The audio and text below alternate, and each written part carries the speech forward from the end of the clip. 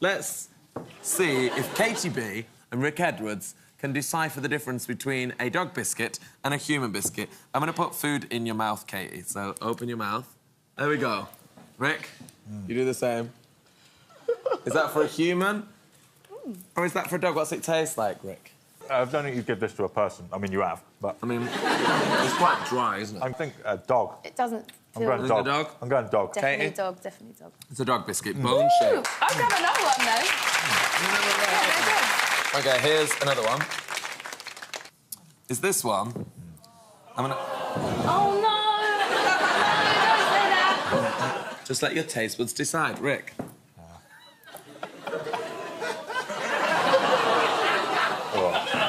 Actually. What do you think? It tastes like meaty. Yeah? Oh. What are you thinking? I don't often buy meat biscuits for myself. But after this, who knows? Rick, what do you think? Dog or human?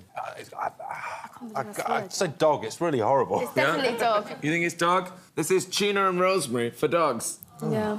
Dogs don't know what rosemary is, but I like it. You're making me a tuna biscuit. I've had 2 of these already today. I love them. Hopefully that. OK. I hate you.